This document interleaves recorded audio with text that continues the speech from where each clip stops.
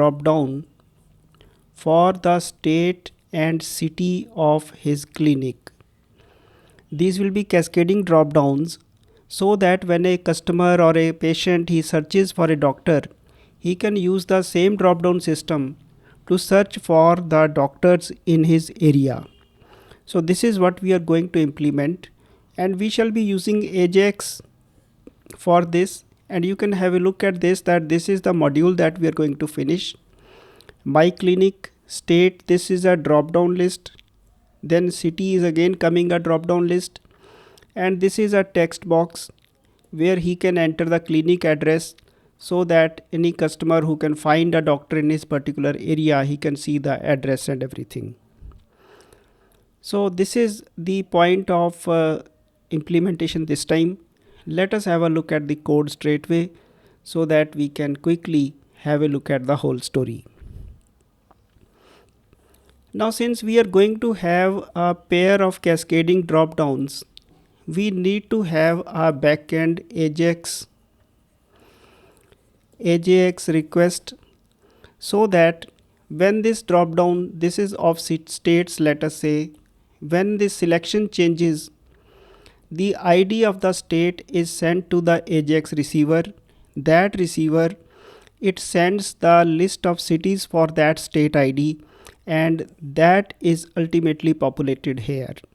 So first of all, we will attend to our Ajax receiver side, and secondly, we also need to have a provision for the storage of states and their cities.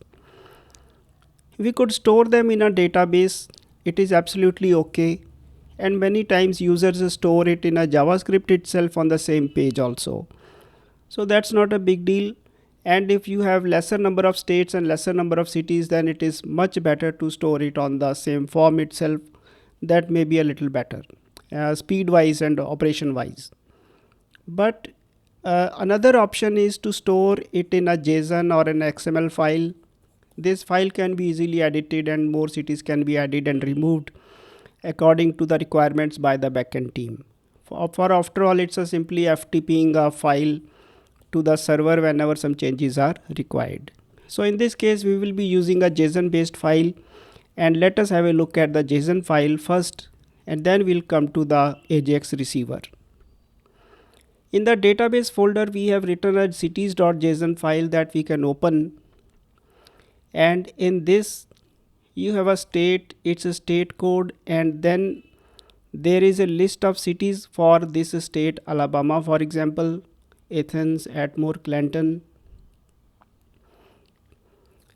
and you can see that this is an array of cities.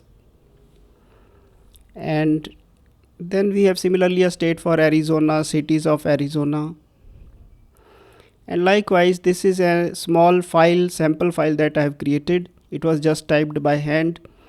There is a city code, state code, and the state name.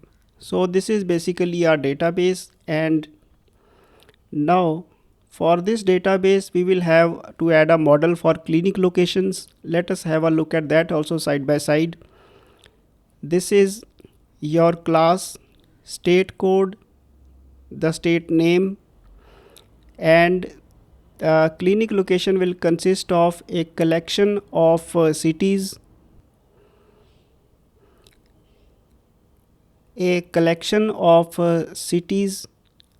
that you can see here.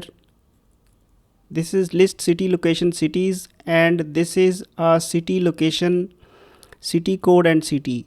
So I'll just scroll it into view so that now you can see the whole thing very clearly. This part is for the state code and state, and this is the collection. The city location has been put as a nested class. So in effect, if you forget about this, you have state code, state, followed by a list of cities, and there is now this class now gives information about this. Now I'll again bring our database back into picture. State, state code, city code, city. State, state code, city code, city. These names must match the names in your JSON. because during JSON serialization the field names are matched. So you can have a look at the whole story later on also. And now this is a class called clinic locations. It consists of a list of all the locations. So each location has a state code and the list of cities in it.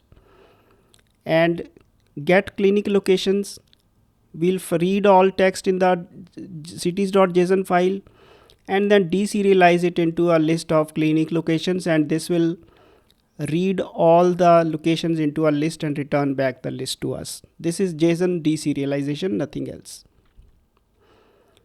Then some helper functions are also there, will be required sometimes, so we have added get readable location from city code. City code comes, you get all the locations and do some for each story to obtain the state and city corresponding to that code. For example, if the code is AL0